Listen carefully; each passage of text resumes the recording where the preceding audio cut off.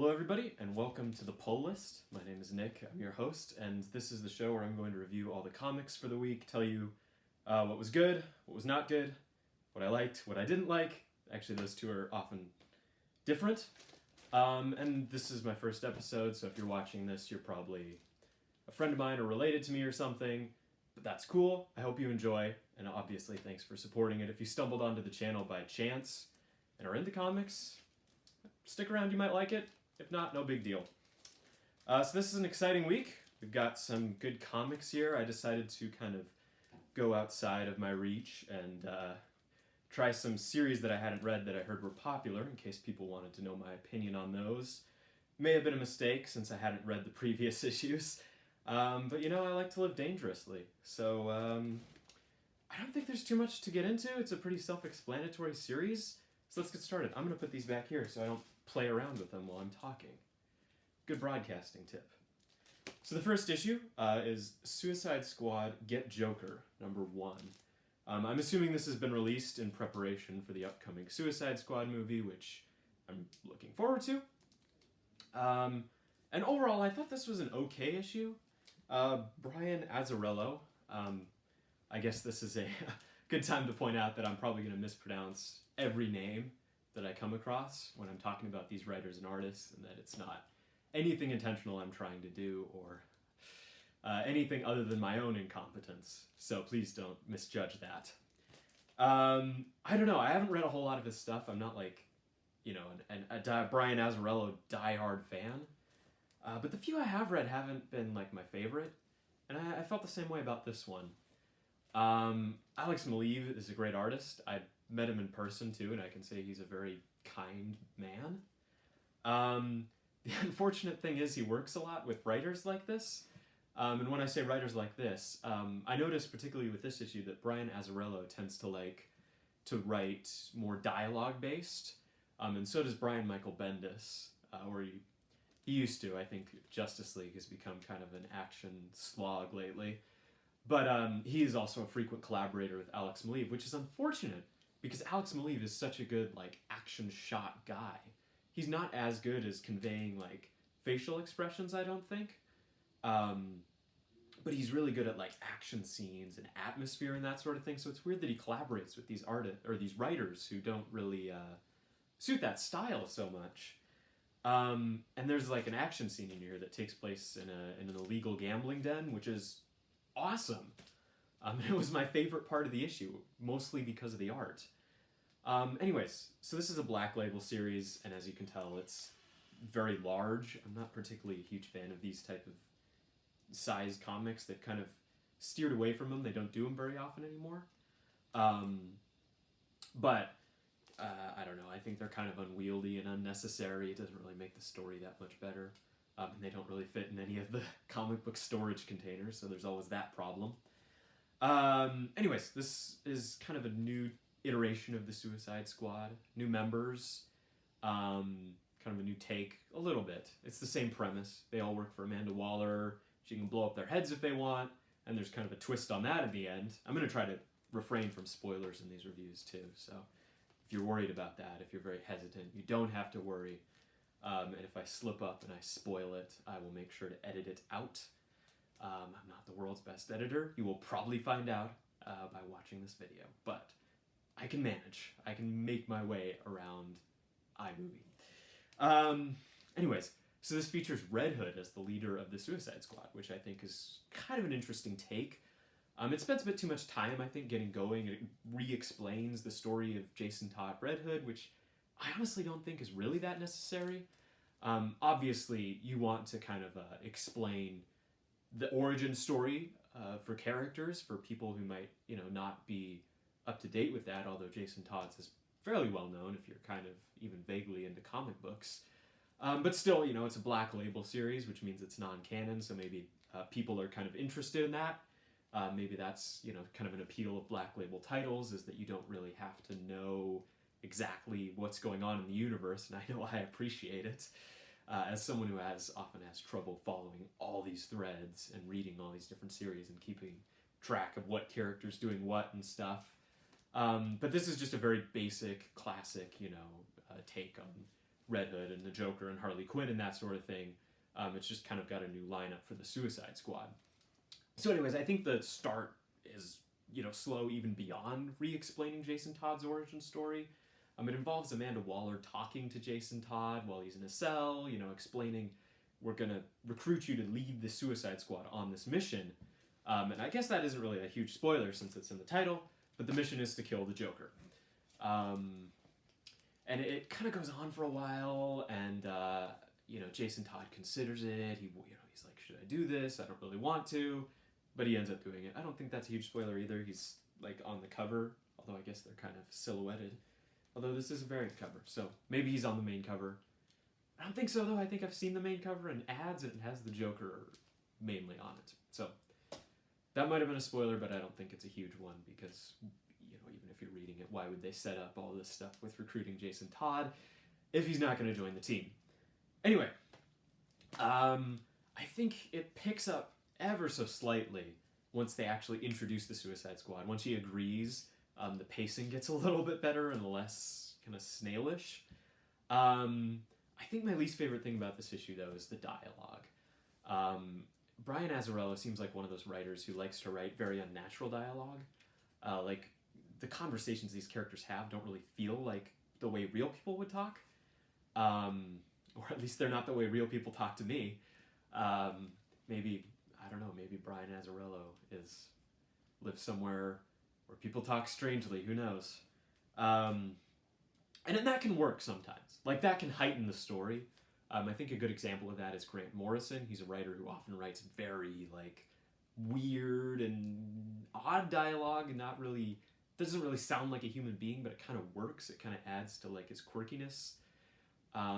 Here it doesn't. Here it's just hard to read, where I've had to read, simple little, one-off jokes and stuff multiple times just to understand what Brian Azzarello is trying to convey with that series of words. But, it's not too terrible. I just don't think it really heightens the story in any way, especially for a Suicide Squad comic like this that relies so heavily on kind of the banter between the characters. There's a lot of those moments where they're just kind of arguing or talking. There's a moment in particular with a character named Wild Dog, who I'm very unfamiliar with. And in this comic, he's like a scumbag, where he's talking about how, why he got arrested and that sort of thing. And it really feels like if the dialogue was more realistic and a bit snappier, it might have been more fun. But it was relatively funny. I always find, scumbags funny if they're that over the top. I think another complaint I might have, too, is that a lot of these characters are really not developed at all.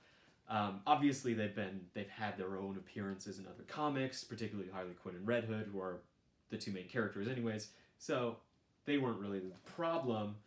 And Wild Dog actually had a lot of personality, but I don't know, there's Plastique and these characters, and for this kind of Black Label comic book, I noticed Jason Todd, he feels very kind of dismissive and almost tired of everything, and he's in prison and that sort of thing, which is fairly accurate to the character of Jason Todd, but it's kind of heightened in his character in this story, so it was a little odd. Or not odd, wrong word. It took a little getting acquainted to. I didn't have a problem with that at all. Or I don't know, the teleporting guy, I don't even remember his name. Anyways, I'm kind of rambling on. I'm sorry, I'm talking a lot about this one, even though I didn't have many strong feelings towards it. I thought the Joker scenes were good, but oh dear God, I'm scared for how Brian Azzarello is going to write the Joker based on these few lines we get. I was talking about his unnatural dialogue, and it looks like it's going to be, off in space for the Joker on a level that normal human beings can't comprehend. Or at least me, So yeah, I don't know if there's too much else to talk about. I like the ending. I kind of liked where this is heading. So as much as I didn't particularly love this issue, I think I'm going to keep this comic in my pull list, and I'm going to read the next issue when it comes out next month. Batman, number 111. That's a cool number, isn't it? Yeah, so the Batman series, James Tynion IV. I don't hate this series. There are some people I'm sure who are strong opinioned about it, but these days any series that is Batman or Superman or any main series is, has people who are strongly opinionated about it in the comic book world. I don't know. I think it's okay. I think it's a bit slow, this issue. Not a whole lot happens, I think, towards the back half with the Scarecrow, because I think this is the last issue before the Fear State event is going to begin, so it makes sense that they're going to progress Scarecrow's character a little bit. And then it opens with kind of like this attack from the Magistrate on the Insanity Collective, which I thought I liked because Jorge Jimenez, brilliant artist. I'm a big fan of him. I think he's straining a little bit under that, like, just the Batman. I don't know if this is twice monthly. It might be. But that schedule, and he's been illustrating Batman comics for a long time with not a lot of breaks, not a lot of guest artists pretty much since the Joker War. But he's still good. There are just a couple like moments, like there's a splash page with the Scarecrow and Peacekeeper 1 that just doesn't look that great. And I guess it's important to point out that any time I criticize these comics or I criticize someone's work in particular, I don't know them. I might have met them at a Comic-Con, and I haven't had many bad experiences meeting people at a Comic-Con. So, this is just me saying that it could have been better, not necessarily criticizing them in any capacity. But anyways, I thought this was a pretty decent issue. I think this take on the Scarecrow is pretty good. There's not a whole lot to talk about with this issue. The action was pretty fun. I'm really struggling to come up with anything, but I thought the ending with Scarecrow and Simon Saint and Peacekeeper 1 was very well done. I don't know, the ending involves kind of Scarecrow and he's gonna, trap or attack Batman. I guess that's kind of a spoiler, but I don't know, that's nothing really new. I don't think that's a jaw-dropping spoiler. And then it's got a backup story that features Ghostmaker that I thought was okay. It involves a character, a villain. This whole backup story that's been going on for 5 issues now that involves the Ghostmaker is a story arc. It's kind of reminiscent of like Almost Got Him, like the old classic Batman animated series episode. And the character in this one's kind of interesting, where he gets his powers from, inflicting pain on himself. But I don't know, I think the Ghostmaker is just a boring character because it's kind of that idea that, a lot of people throw around about Superman of like someone who's almost too perfect, where it's like nobody can get this guy, nobody can touch him. And I think it would be fun to almost see him like struggle occasionally. But I haven't followed the story very closely, so I don't know a lot about Ghostmaker, so maybe that's an invalid complaint. Anyways, I thought this was an okay issue. It's a little bland, but I think there was enough things for me to like in it to keep it in my pull list. And I forgot. One thing that I was going to do with this series is I was going to give each issue a rating. I'm a little excited, I guess. I was ready to move on past this one. But I'm going to rate this one. I'm going to give it a 5 out of 10 for the Suicide Squad Get Joker. And for Batman, I'm going to give it a 6 out of 10 because I think there were a few more elements in it that I enjoyed. Moving on. X-Men number 2. I think this is a good issue. I'm enjoying the new X-Men Krakoa run, although that's been going on for a while. This is the first one I'm talking about on this channel, though, so I thought I'd mention that. Overall, I think this was a good issue. I think what really stood out to me about this issue was the teamwork, where it felt like when they're fighting the enemy of this issue, it really felt like every character had like a role and a purpose, and it was clear cut. And I think that was a lot of fun to watch. I think the story is really interesting. It looks like it might be picking up a little bit, and I almost hoped it would go at a slower pace. It involves people on this like huge gambling planet who are gambling on who's going to destroy the Earth, and like different people are trying different things. The first issue was like a giant robot or something.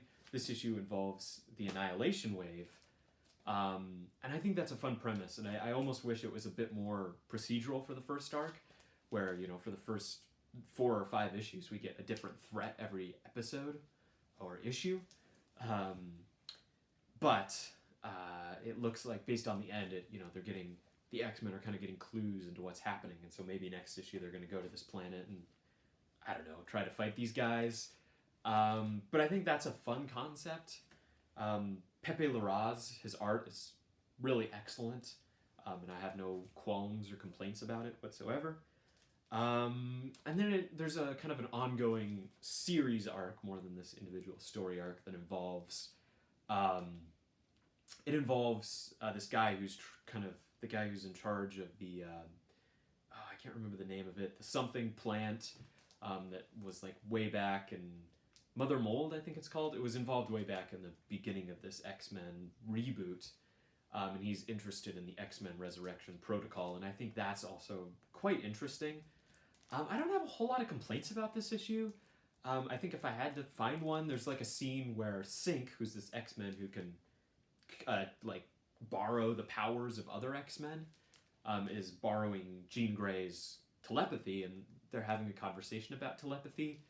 And I almost wish I'd gone in a bit more in depth into maybe some of the moral implications of telepathy, particularly this moment where Jean Grey is, telling Synch that like telepathy can be like refrigerator magnets, ideas. You can put them on or take them away like so easily and casually.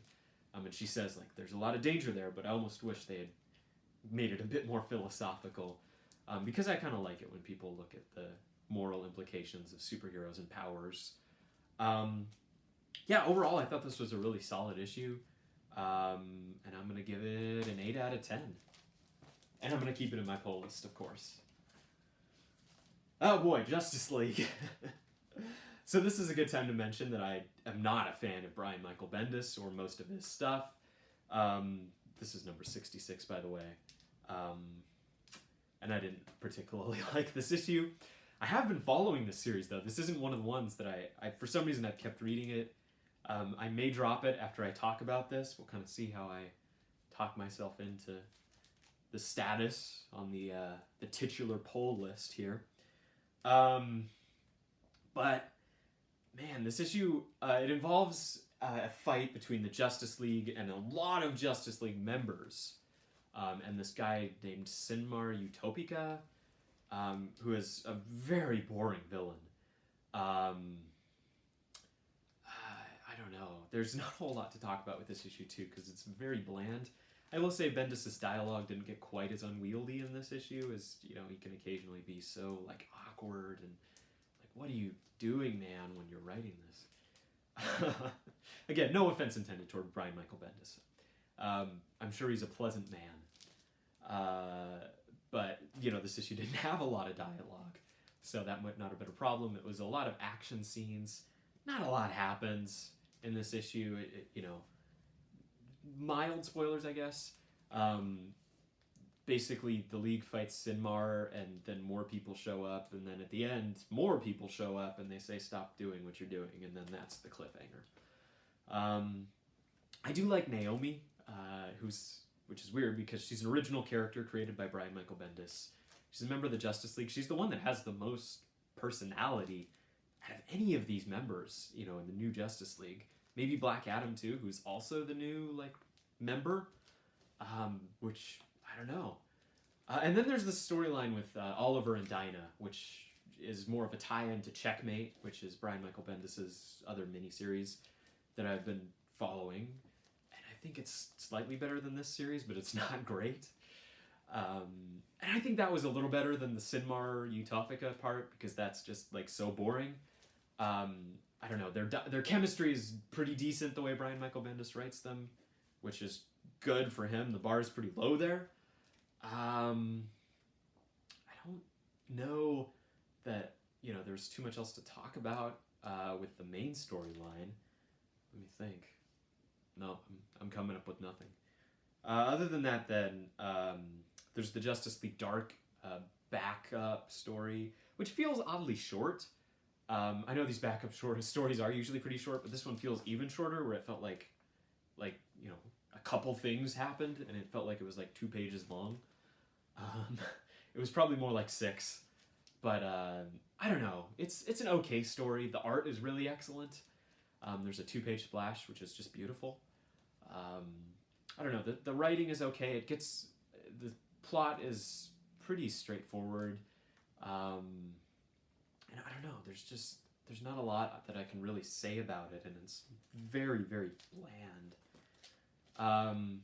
So yeah, Justice League. I'm trying to decide if I should keep it in my pull list. I'll give you the rating for this issue. I'm going to give it a 4 out of 10. Even though I feel like mediocrity is the word that kind of springs to my mind right away when I think about it. I think it was just one of those things that was like so mediocre. It was almost boring and torturous. But there were a few elements I liked. I'm going to keep it in my pull list for now. Tempt fate. Possibly waste time and money. But I'm an optimist. I'll give it the benefit of the doubt. Maybe it'll get good. The Nice House on the Lake, number 3. I'm a big fan of this series. I really like it. I'm going to start tossing these over here while I talk about them. I have a feeling I'm fidgeting with them and it's distracting. I have a feeling my broadcasting teacher is yelling at me somewhere in the universe right now. The Nice House on the Lake is a really great series. This is probably my least favorite issue so far. And that's not to say it's a bad issue in any capacity. It's just that the first 2 were so perfect. This issue, the gimmick of the series, or one of the gimmicks, there are many different ones, is that each issue is a different character. And there's 12, I think. They have like a little symbol for each character on here, and it shows you which one you're on. No, I think it's 10. But all these characters who are kind of trapped in this nice house on the lake. And I won't spoil too much other than that. Because if you haven't read the series, or if you're trade waiting or something, that I don't want to spoil it, because there's a pretty shocking reveal in issue 1. And it's going to be hard to talk about without it, but I'm going to do my best. Yeah, the main character in this one is Sam. I think he's the reporter. Their roles are starting to get less and less important, though. I think he's an interesting character, especially following up right after the pianist. Because I like that he's hesitant, or even like scared of kind of the control that Walter not only currently has for sure in his life, but previously, to the point where he even felt like Walter was kind of, had this control over his life while they were, and Walter was in New York and he was in Madison. So I think that's an interesting premise. And we get a couple, dialogue moments between the pianist and Sam, which is weird. I remember one of their titles and then one of their names, but not the other way around, which I think are really good. It's definitely a bit of a slower issue. There are a few this series has some graphics and stuff. We get some of Sam's notes as he's kind of exploring the area. I think that's quite interesting. It doesn't progress the story a whole lot. That's not a huge spoiler, but it kind of is. It's kind of just interesting to find out, kind of what's around here. And then there's a good little, there's a moment at the end where, Sam is outside this mysterious building. And I won't spoil the moment, but it's really good. It's kind of heartbreaking, very dramatic, very cinematic. I'm a big fan of Tynion's dialogue in this series. It feels very movie-esque, very snappy and smooth. But anyways, and then there's a twist or a cliffhanger at the end I'm really excited for. I actually might have liked this issue more now that I talk about it. But there's not a whole lot else to say. Alvaro Martinez Bueno's artwork is really good. That might be more the color artist. It's Jordi Belair, who's pretty well known. But there's a moment with the colors that I got very confused on. I thought something was happening. I don't think it did. I think it was more to show Sam's kind of anger, or maybe his haziness after seeing, he's kind of in disbelief, seeing how comfortable, certain characters are to this situation they're in. But other than that, I think he's a great artist, and his art here is really, it's very different. I think the last time I saw him was when he was doing art for James Tynion and Detective Comics, which his art was phenomenal there, and here it looks very different. And maybe that's the color artist, I don't know. But yeah, it's really good. I think this is a really solid issue, and I'm going to give it a 9 out of 10. And of course, I'm keeping it in the pull list. We've reached the first issue that I have no knowledge of. I might have read the first one of this series, The Swamp Thing, but I didn't read the next 4 or 5. But that being said, I guess it is a testament to the writing of the series that I can pretty much get in there pretty seamlessly. I kind of got it right away. So that's a point in its favor. I thought this was a pretty good issue. Weirdly enough, I think the Swamp Thing elements are the weak point of the issue. It guest stars the Suicide Squad. And I thought the writing for them was much better. Their chemistry was great. The humor was great with them. And I thought their story where they're looking for the Swamp Thing was really good. The Swamp Thing story doesn't progress a whole lot in this issue. And it mostly involves flashbacks to this new character. I forget his name, pardon me. Kind of some of his memories. And I thought those were pretty interesting too. Although that might just be because I didn't know anything about his character before this. So it was kind of cool to find out, kind of the irony of the fact that he used to be, he worked in making land deals with this big company and that sort of thing, didn't respect the environment. Now he's, a Swamp Thing. And I thought the relationship between him and his brother and his dad was really good. And then the art, Mike Perkins' artwork, I thought was really solid. I would even call it great, if I do say so myself. I don't have too much else to talk about with this series. The cliffhanger is a little weak, I will say. It's nothing like jaw-dropping, but not everyone has to be, and it'll probably make it a more seamless transition if you're reading it in trade. So, I like this issue. I'm going to give it a 7 out of 10. It didn't, not a whole lot happened, and it wasn't it didn't, make my eyes go out of my head because I was so amazed at how good it was. Does that happen to other people, or is that just me? So I'm going to give it a 7 out of 10, and I'm going to keep it in the pull list, and I'm going to keep reading The Swamp Thing, or perhaps The Swamp Thing. The Me You Love in the Dark. It's a pretty cool title. I didn't know anything about this going into it, and I'm fairly unfamiliar with Scotty Young and Jorge Corona, the artists and writer. Not respectively. Scotty Young's the writer, Jorge Corona's the artist. I know Scotty Young does those kind of cartoony variant covers and stuff. I knew he wrote that series Middle West that was popular. I never read, and I believe Jorge Corona was the artist for that too. So I may have to check this out because I thought this was a good issue. It's a bit of a slower start for sure, but I think it's excusable here and even necessary because it really needs to build up the atmosphere for this this haunted house. It's a pretty straightforward ghost story, at least up until this point.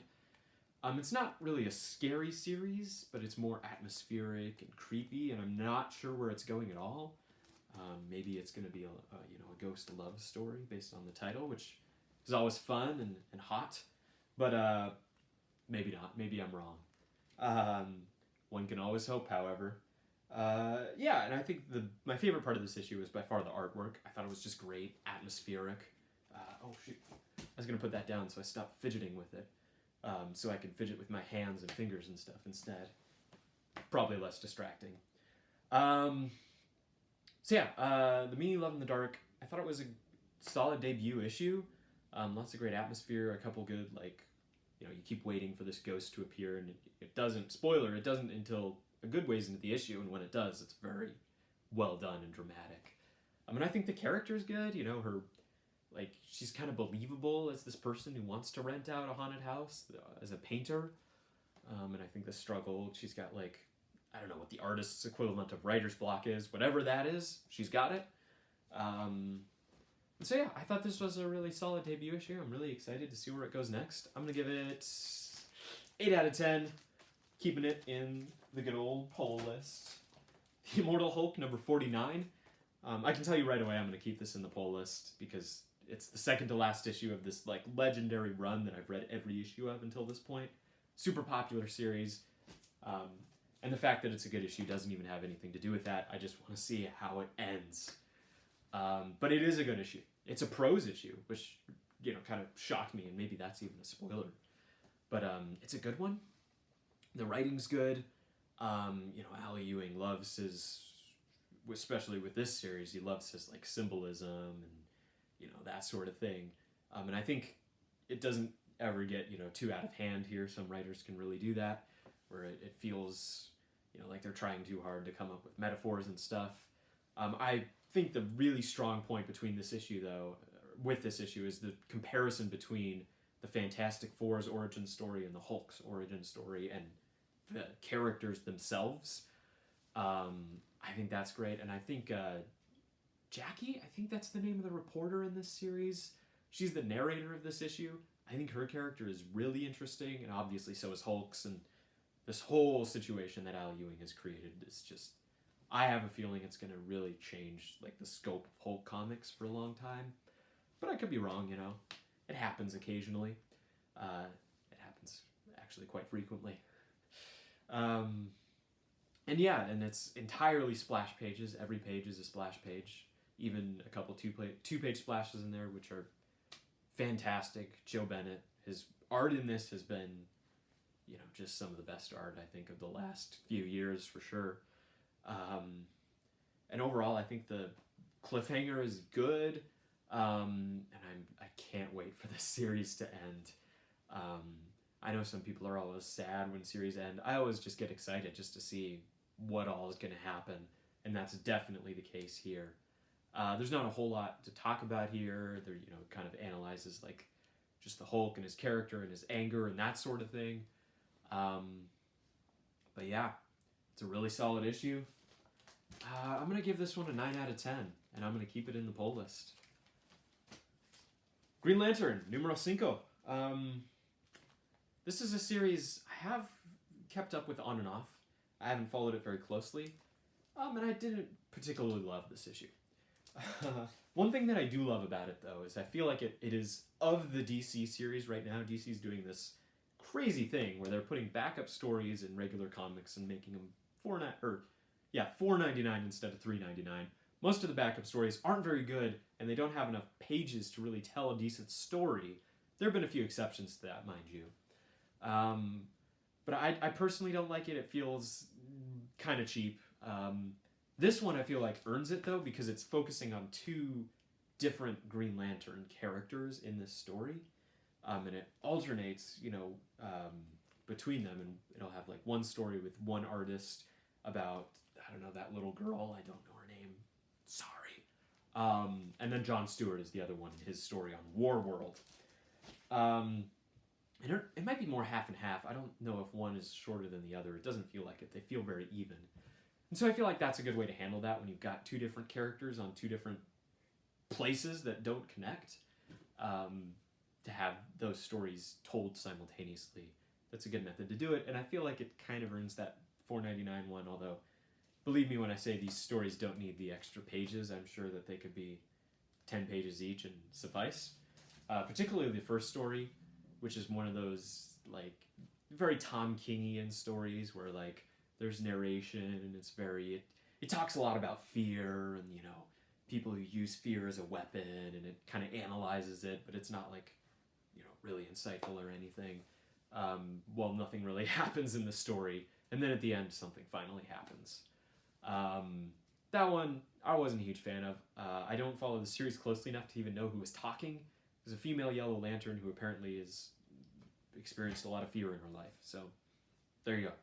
And I'm not a huge fan of this new child Green Lantern. The Jon Stewart War World story is better. I think Jon Stewart's story is pretty good in this series. And I think the War World storyline, it's also in like Action Comics, is pretty good. It's not phenomenal or anything. I think the artwork in both stories is actually quite good. It's not going to be Alex Ross, but for just a good old-fashioned, generic, easy-read comic book story, they're both really excellent at that. There's not too much else to talk about with this issue. I feel bad. I feel like I talked about that Suicide Squad comic for like an hour, and then each of these I'm giving like 30 seconds. So yeah, I'm gonna give this, I don't know, I'm gonna give it a 4 out of 10 because I felt the same way about this as Justice League. And I'm also gonna drop this from the pull list because I don't feel like there's enough that I liked about it to latch onto and to keep reading. And I feel like if I don't drop one from the pull list in the first episode, you're all gonna lose interest because it's such a dramatic moment. You know, I don't know what I'm gonna do with this issue now. Something dramatic to it. Throw it out the window, set it on fire. No, I'll put it back here. Actually, I'll put it back. I'm going to put it back there so it's separated from the rest of the issues. How do you like that, Green Lantern? Ah, last one. That went by a lot quicker than I expected. Geiger, number 5. I'm sorry, Green Lantern. I didn't mean to hurt you like that, actually. That was mean of me. I'm going to put him with the rest of them. What was I talking about? Geiger. Yeah, I was talking about Geiger. Geiger's a good series. I like it. I wish I could go more in depth, but there's not a whole lot more to it. Gary Frank's artwork is just, it's phenomenal. It looks very, particularly in this series, it just looks very cinematic. Like I can just picture this in real life so easily and so neatly. And while it's always nice to have a super stylized artist, it's always just nice to have these guys who put so much detail and like life into every panel. And it really feels like he puts a lot of work into every single panel. And I think the story is really good. Geiger is just a really compelling and interesting like protagonist. And then on the reverse side, I think the King is a phenomenal villain. He's very dislikable, but he's also very like, I don't know, he's just well written. You can see his motivations, even though you hate him, and those motivations are just selfish ambition. I think there's a scene here where he talks to the other like casino gang leader guys, the pirate one and then the New York girl, where you can just tell like he just desires this power so much, and his revenge on Geiger, of course. And then there's some stuff with America and what's become of America since this big nuclear fallout, which is good. I'm not as interested in the storyline with the nuclear football, which I'm not going to talk about because it's kind of a spoiler. But I liked the idea of, this America that's, under these unusual circumstances, I'll say without any spoilers. And I think the storyline with the girl, Haley, and her brother, I forget his name, sorry, is really good as well. I don't think there's anything else I got to say about this one. And it ends with a really good cliffhanger, too. I'm really excited to see what's going to happen there. And it ends, the first story arc ends next month. Oversized issue. Really looking forward to it. Big fan of the series. I'm going to give this one, I'm going to give it a 9 out of 10. I was going to give it an 8 or a 7, but I decided against it after talking about it. So yeah, that was my first episode. I guess I'll make some kind of graphic that shows you the status of the poll list as of right now. What's in it. Every series that I just talked about, except for poor old Green Lantern here, made it into the poll list today. It was a good week. For Comic of the Week, I'm really struggling. I'm trying to think of which one I liked the best. But I think I'm going to give it to, I think the 2 9s I gave were Geiger and the Immortal Hulk and The Nice House on the Lake. And out of those, I think I liked Geiger the best, which is shocking because my initial reaction to it was that it was good but not great. So Geiger gets Comic of the Week for me. And yeah, that's it. I hope you enjoyed this. Anyways, this is my first video. It's going to be rough around the edges. I'm not sure about this background. I know I got my bed in the background here. I don't know if you can see it, but that's where that is. I'm filming this in my bedroom like a true down-to-earth YouTube channel would. I guess I'll just say that, stick around. Maybe I'll get a nicer camera, get a better backdrop, get some better lighting. The lighting in my room is atrocious. And yeah, I hope this was fun for you. I'm probably a little less, I've never done this before, so I didn't quite know what to say at a few moments, some awkward pauses maybe. I apologize for those. Nothing I could do about them, though. See you next week.